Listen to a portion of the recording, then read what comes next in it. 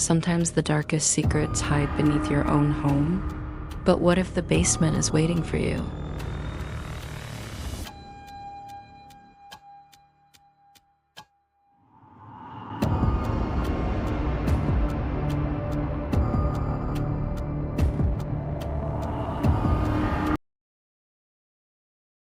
My name is Dr. Sarah Chen, and I need to tell you about the 6 months I spent investigating Edmund Blackwood's architectural legacy. 6 months that led me to the basement of the original Blackwood building, where I discovered the horrifying truth about why his structures trap human souls. If you've heard the previous stories, the mirror that imprisoned Margaret, the elevator that collected Marcus and the ghostly passengers, the stairwell where Elena found dozens of names carved in concrete walls, then you know that Edmund Blackwood's buildings are more than architectural marvels. They're feeding systems for something ancient and hungry, but what you don't know is why. What you don't know is how a brilliant architect became a collector of human souls. What you don't know is what I found in the basement of 1247 Elm Street, in the original building where it all began. I'm an architectural historian specializing in 20th century American building design. My doctoral thesis focused on the relationship between architectural psychology and occupant behavior, how the design of spaces influences the mental and emotional state of the people who inhabit them. In late 2023, I received a call from Margaret Wells' niece, Jennifer Walsh. If those names sound familiar, they should.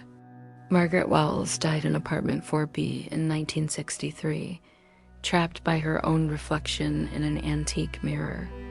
Jennifer Walsh had worked as a night janitor at Meridian Tower before disappearing in 2022. Her name later found carved in the walls of a non-existent 13th floor, Dr. Chen. Jennifer said over a crackling long-distance connection, "I'm calling from a payphone in Oregon. I can't use cell phones or computers anymore. They track everything. I need to meet with you about Edmund Blackwood." "I'm sorry, but who is this? How did you get my number?" "My name is Jennifer Walsh. I used to be dead, but I escaped from one of Blackwood's buildings, and now I need your help to stop him before he finishes what he started." I should have hung up the phone. I should have reported the call to authorities as a possible hoax. Instead, I found myself agreeing to meet Jennifer Walsh at a small diner in Portland, Oregon. 3 days later, Jennifer looked like she hadn't slept in months. She was thin, pale, with the kind of exhausted eyes you see in people who've experienced severe trauma. Her hands shook constantly, and she kept glancing at reflective surfaces, windows, the chrome on the diner's counter, even the surface of her coffee, as if expecting to see something that shouldn't be there. "You study how buildings affect people's minds," she said without preamble. "I need you to understand that Edmund Blackwood didn't just design buildings. He designed prisons for human consciousness." She pulled out a worn manila folder containing photocopied documents, architectural drawings, and what looked like pages from an old journal. "This is everything I've collected over the past year, since I escaped from Meridian Tower: birth records, death certificates, building permits, construction photos. But most importantly, these." She laid out several sheets of yellowed paper covered in handwritten notes and diagrams. The handwriting was precise but obsessive, with margins filled with calculations and symbols that didn't look like any architectural notation I'd ever seen. These are pages from Edmund Blackwood's personal journal, dating from 1962 to 1987. I found them in a storage unit that belonged to his estate. Dr. Chan, Edmund Blackwood wasn't just an architect. He was an occultist, and his buildings are ritualistic structures designed to harvest human spiritual energy. I examined the journal pages more closely. The drawings showed floor plans that looked familiar. I recognized elements from the buildings mentioned in the previous stories. The mirror placement in apartment 4B, the elevator shaft configuration at Riverside Towers, The impossible space between floors 12 and 14 at Meridian Tower, but it was the written notes that made my blood run cold. Day 847 of the Great Work. Read one entry dated October 15th, 1963. Mirror in 4B has successfully captured its first subject. Margaret McW proved to be an ideal candidate, isolated, desperate, already partially detached from life. Her spiritual energy will feed the building's growth for decades. The elevator entity at Riverside Towers is growing stronger. Read another entry from 1982. Each new passenger increases its capacity. Soon it will be powerful enough to breach the physical realm entirely. The stairwell trap at Meridian Tower exceeded expectations, noted a 1985 entry. 43 souls now exist in the liminal space between floors. Their combined energy has created a stable pocket dimension that can expand indefinitely. I looked up at Jennifer, who was watching my reaction carefully. "You understand now," she said. Blackwood wasn't just designing buildings. He was creating a network of supernatural batteries, each one designed to trap and feed on human consciousness. And all of them are connected to the original source, the building at 1247 Elm Street. What's at 1247 Elm Street? The prototype. The first building Blackwood ever constructed with occult purposes. It's where he learned how to bind human souls to architectural structures. And it's where the central intelligence that controls all the other buildings still resides. She pointed to a photograph in the folder, a nondescript office building that looked like it had been constructed in the early 1960s. Nothing about it seemed particularly unusual or threatening.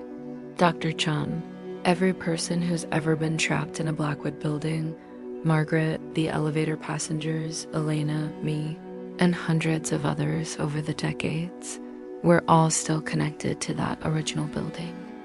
Our consciousness, our souls, whatever you want to call it, part of us is still there, feeding energy to something that's been growing for over 60 years. What kind of something? Jennifer's hands started shaking more violently, and she looked around the diner as if checking for surveillance. Something that was never supposed to exist in our reality. Something Blackwood summoned from somewhere else. Something that feeds on human consciousness and grows stronger with each soul it collects. She leaned forward, lowering her voice to barely above a whisper. "Dr. Chan, I need you to go to 1247 Elm Street. I need you to find the basement of that building and discover what Blackwood was really trying to accomplish. Because if we don't stop it soon, the network of buildings will reach critical mass, and whatever's been feeding in the basement will be strong enough to emerge into our world permanently. Why can't you go yourself?" Asterisk, because I'm still partially bound to the building.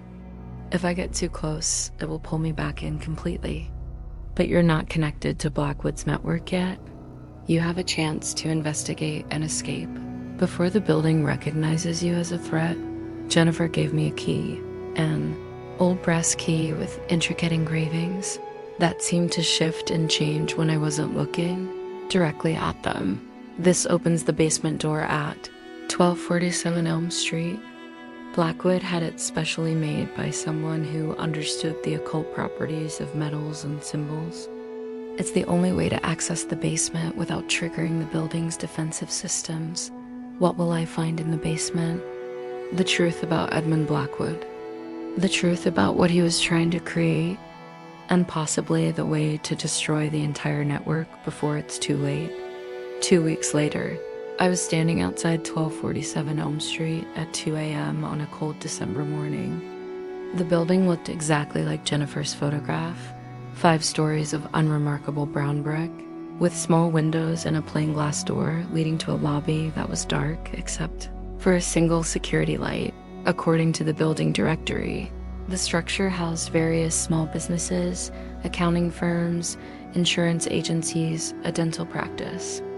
Nothing that seemed connected to supernatural phenomena or occult rituals. The front door was locked, but Jennifer had warned me this would be the case. She had given me detailed instructions on how to access the basement through a service entrance in the alley behind the building. Service door was also locked, but the brass key Jennifer had given me fit perfectly.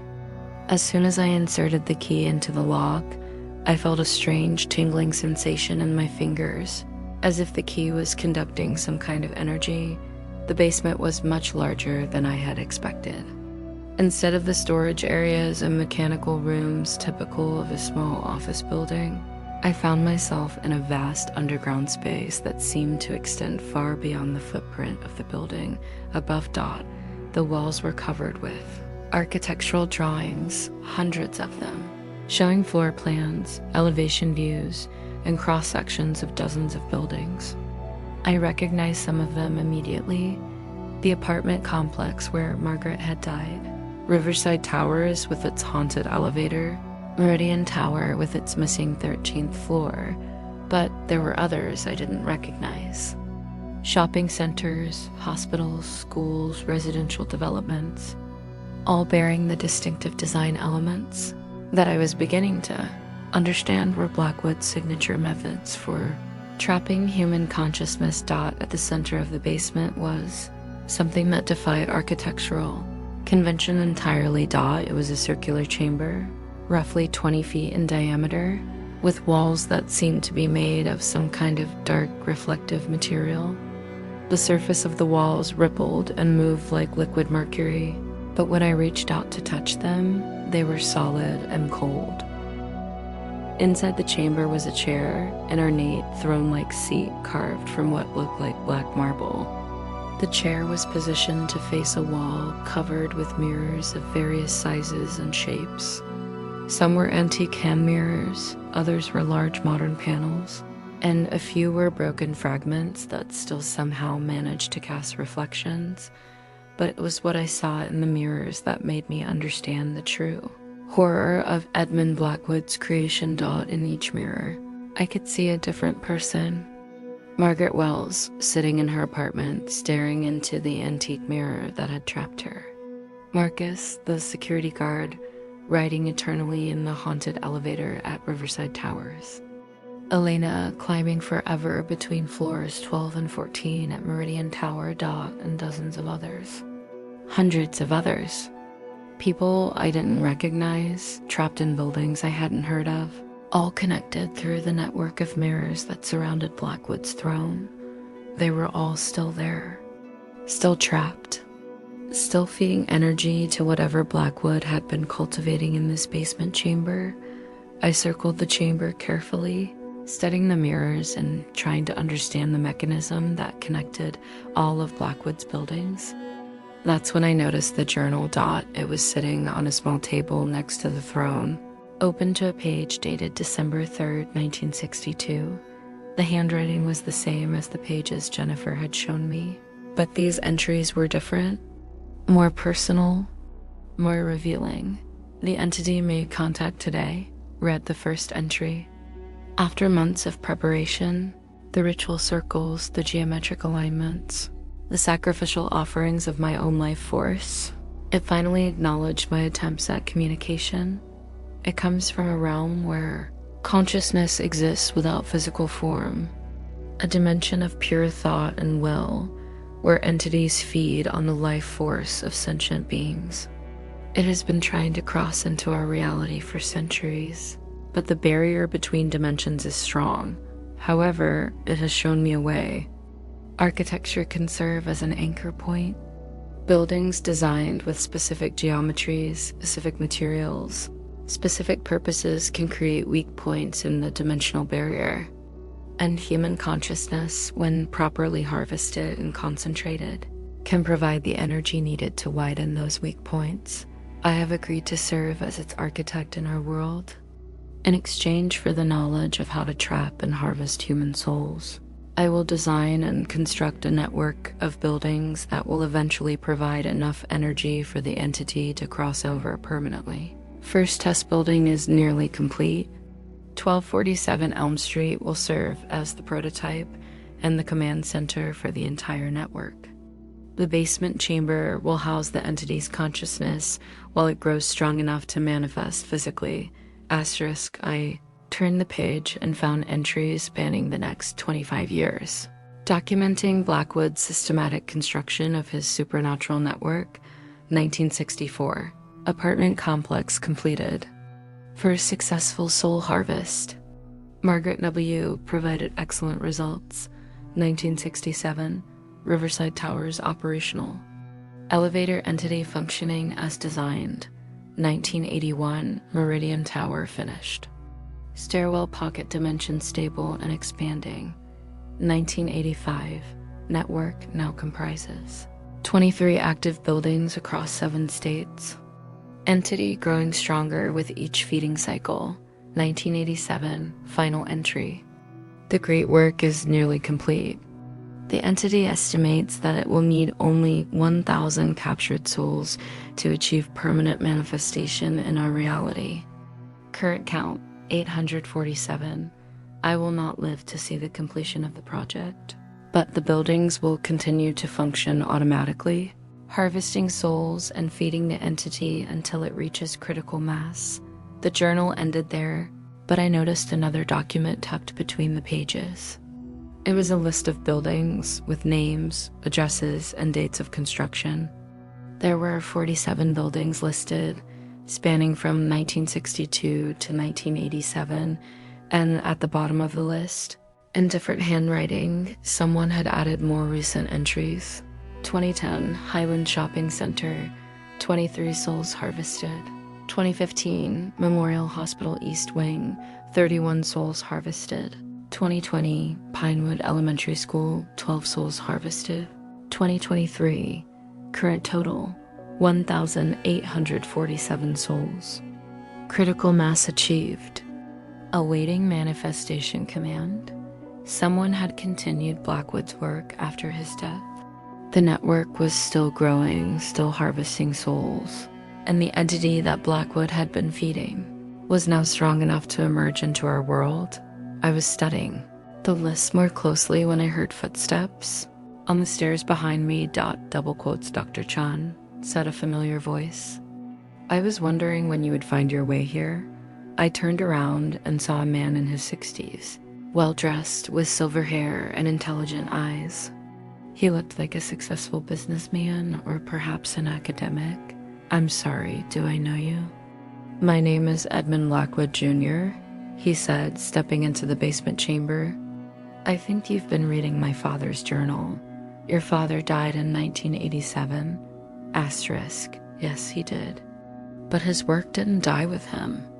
I've been maintaining the network for the past 36 years, adding new buildings, ensuring the harvesting systems remain functional, and preparing for the day when our benefactor would be ready to emerge.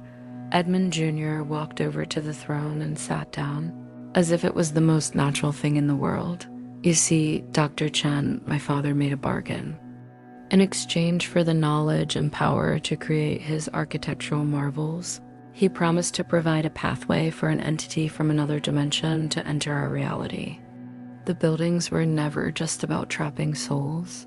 They were about opening a door. A door to what? To a realm where consciousness is the primary form of energy, where beings of pure thought and will have existed for eons, growing increasingly hungry for new sources of sustenance. Our reality, with its billions of thinking, feeling, dreaming humans, represents an unlimited feeding ground. Edmund Jr. gestured to the mirrors surrounding the throne, where I could still see the trapped souls going through their eternal routines. Each person caught in the network doesn't just provide energy. They provide knowledge, memories, experiences, skills. The entity learns from every soul it consumes, becoming more intelligent, more capable, more human with each feeding. And when it emerges, it will be indistinguishable from a human being, but with powers beyond our comprehension. It will be able to manipulate reality itself, to reshape our world according to its will.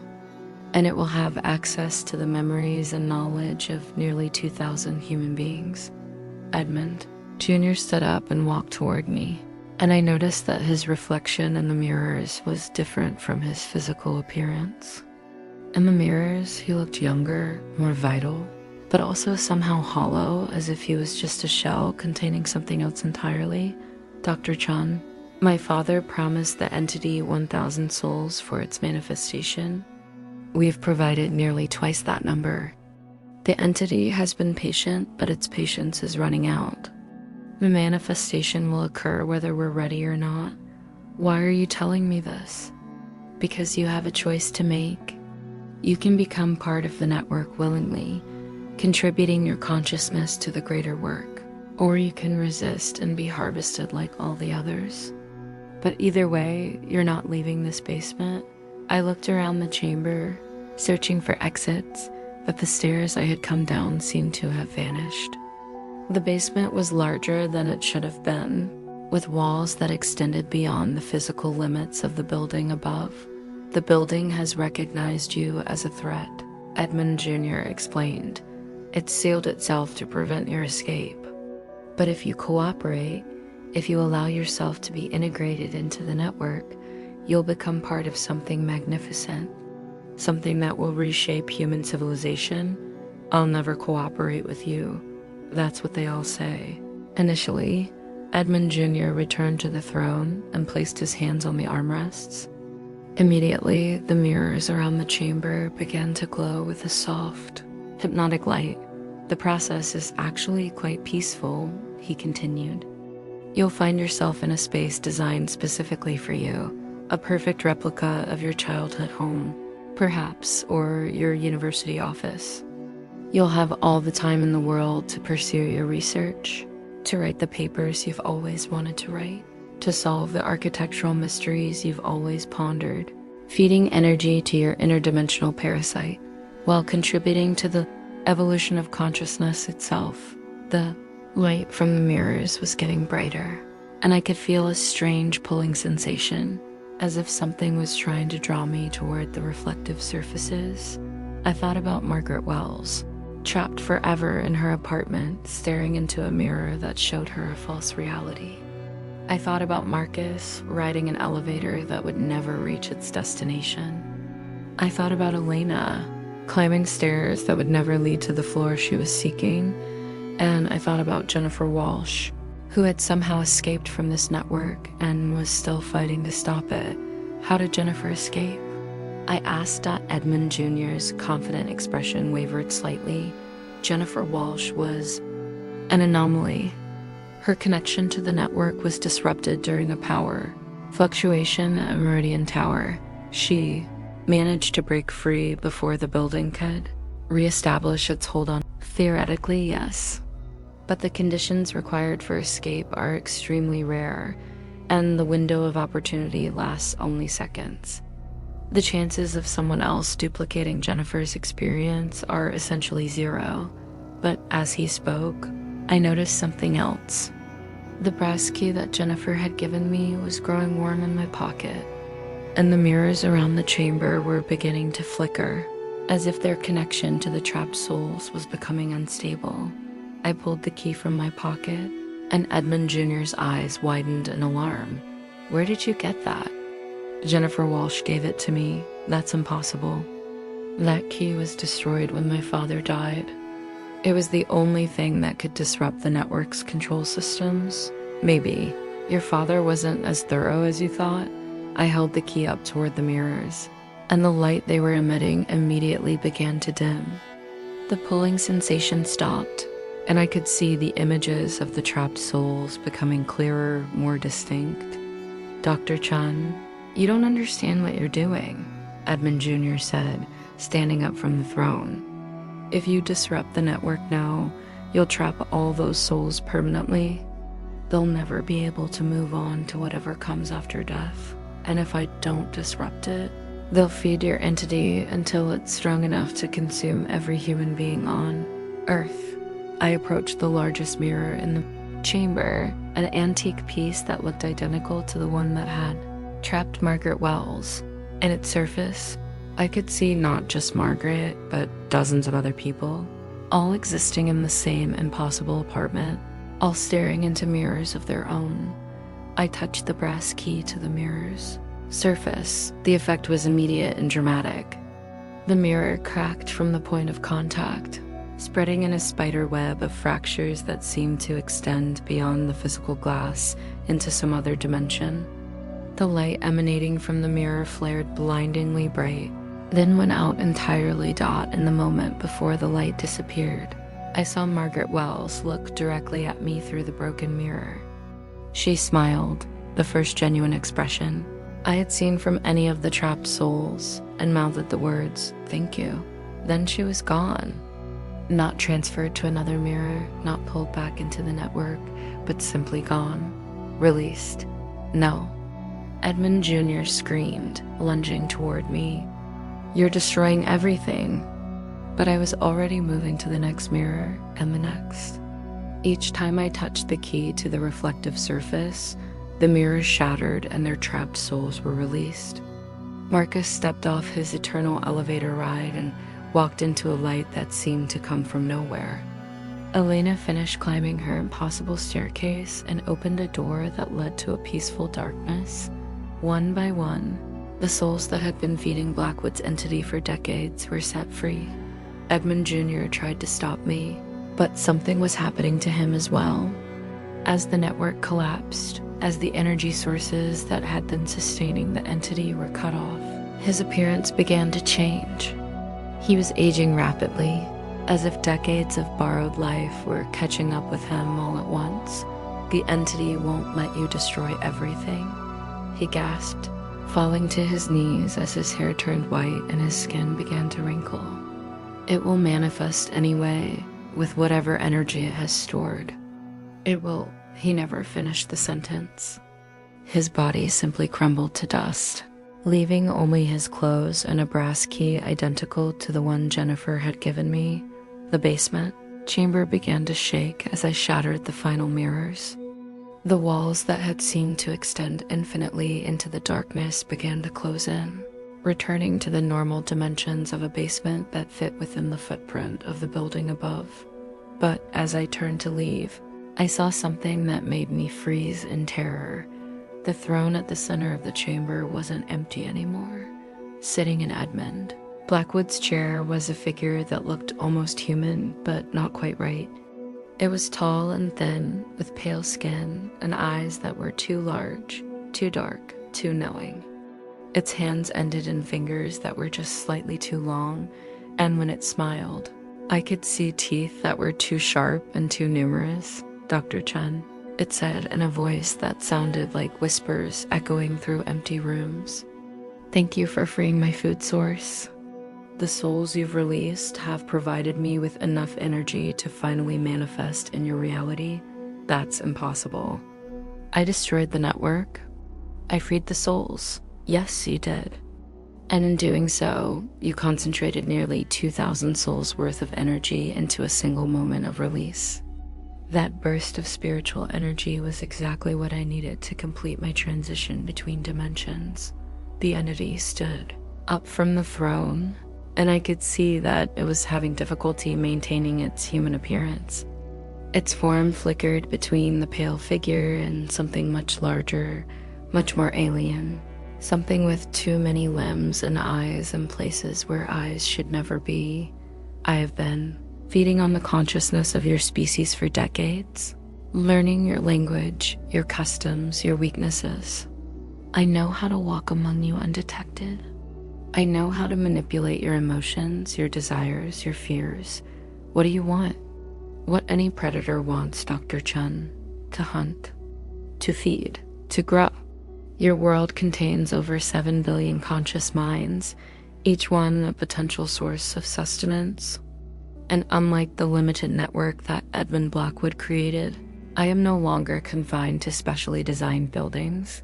The entity took a step toward me, and I could feel the same pulling sensation I had experienced with the mirrors, but magnified 1,000 times. It was trying to draw my consciousness out of my body, to consume my thoughts and memories while I was still alive. Asterisk. "The first few million will be the hardest," it continued conversationally, as if discussing the weather. But once I've consumed enough human minds, I'll be able to reproduce, to create others like myself. Your species will become cattle, maintained, just long enough to provide fresh consciousness for feeding. I gripped the brass key tighter and felt a surge of warmth that seemed to repel the entity's influence. The key, it said, and for the first time, it sounded uncertain. How do you still have the key? I destroyed all traces of Edmund Sr. as protective artifacts when I consumed his consciousness. You didn't get everything, I said, backing toward where I remembered the stairs had been. Jennifer escaped with one key, and Edmund Jr. had another. Maybe there are more. Maybe Edmund Sr. was planning for the possibility that his network might be destroyed. Entity's form began to shift more rapidly, cycling through different appearances as if it couldn't decide what shape to maintain. It doesn't matter, it said, but its voice had lost some of its confidence. The key can only protect you temporarily. Eventually, you'll have to sleep, and when you do, I'll be waiting in your dreams. I found the stairs and began climbing, but I could feel the entity following me. The brass key was growing hot in my hand, and I could hear whispers in languages I didn't recognize. Dr. Chen, the entity called from behind me, you cannot escape. I am no longer bound by the limitations of buildings or dimensional barriers. I exist in your reality now, and I will find you wherever you go. I reached the service door and fumbled with the lock, my hands shaking so badly I could barely hold the key. Behind me, the entity's footsteps were getting closer, accompanied by sounds that no human throat should be able to make. The door opened, and I stumbled out into the alley. The morning sun was rising, and the normal sounds of the city, traffic, construction, people going to work, seemed almost impossibly normal after what I had experienced in the basement. But as I ran toward my car, I could hear the entity's voice echoing from inside the building. I know who you are now, Dr. Chen. I know where you live, where you work, everyone you care about. You have freed me from Edmund Blackwood's limited vision, and now I will show you what true freedom looks like. That was 6 months ago. Since then, I've been living off the grid, moving constantly, never staying in one place for more than a few days. The brass key has protected me from direct attack, but I can feel the entity's influence spreading through the world. Missing persons reports are increasing in every major city. People vanish without a trace, leaving no evidence, no signs of struggle. But if you know what to look for, you can see the pattern. They all disappear from buildings, office complexes, shopping centers, apartment buildings, schools. The entity is no longer confined to Edmund Blackwood's specially designed structures. It can manifest in any building, anywhere, whenever it finds a suitable victim. And with each person it consumes, it becomes stronger, smarter, more capable of blending in with human society. I've tried contacting authorities, but how do you explain interdimensional entities that feed on human consciousness? I've tried reaching out to other researchers, but most of them think I'm suffering from a psychological breakdown. Only Jennifer Walsh believes me. We stay in contact through encrypted channels, sharing information about sightings and disappearances. She's working on ways to create more protective keys, to find other people who might be able to resist the entity's influence. But we both know we're fighting a losing battle. The entity doesn't need elaborate architectural traps anymore. It doesn't need to wait years to collect enough souls to sustain itself. It can simply walk into any building and consume whoever it finds there. And it's learning. Each consciousness it absorbs teaches it more about human behavior, human psychology, human weaknesses. Soon it will be indistinguishable from a human being, able to integrate itself into our society without detection. I'm recording this story because I may not have much time left. The brass key's power is fading, and I can feel the entity getting closer with each passing day. It visits my dreams now, wearing the faces of people I've known, speaking in voices I trust, trying to convince me to stop running. But before it catches me, I need to make sure others know what's coming. If you live in a city where people have been disappearing without explanation, be careful. If you work in an old building where you sometimes hear footsteps when no one else is there, be alert. If you've ever felt like someone was watching you from a mirror or a window, trust that instinct. The entity Edmund Blackwood summoned is no longer confined to his network of buildings. It's loose in our world, and it's hungry. Don't go into buildings alone. Don't trust reflective surfaces. Don't ignore the feeling that something is watching you from the shadows. If you ever find yourself in a situation where reality seems to shift around you, where the building you're in doesn't quite make sense, where you see people who shouldn't be there or stairs that lead to floors that don't exist, remember this: the brass key can protect you, but only if you believe in its power. Faith in protective symbols and the possibility of escape, and the strength of human consciousness against predatory forces, that faith is what gives the key its power. Edmund Blackwood thought he was creating a controlled system for feeding an interdimensional entity. Instead, he created a prison that kept it contained for decades. I thought I was freeing innocent souls from eternal torment. Instead, I released something that may eventually consume every conscious mind on Earth, but maybe there's still hope. Maybe the same force that allowed those souls to find peace can be turned against the entity that was feeding on them. Maybe the key I carry isn't just a protective artifact. Maybe it's a weapon. I'm going to find out. My name is Dr. Sarah Chun, and I'm going back to 1247 Elm Street. The entity thinks it has won by escaping into our world, but Edmund Blackwood Sr. was more clever than his son realized. The building at 1247 Elm Street wasn't just a prison for the entity, it was also a trap. And if I can find the right combination of keys, the right sequence of actions, the right words of banishment that Edmund Sr. must have hidden somewhere in that building, I might be able to send the entity back to where it came from. The basement door is sealed now, but I know there are other ways in, other keys, other secrets that Edmund Blackwood buried in his original creation. The Blackwood Files aren't finished yet. This is just the beginning of the real war.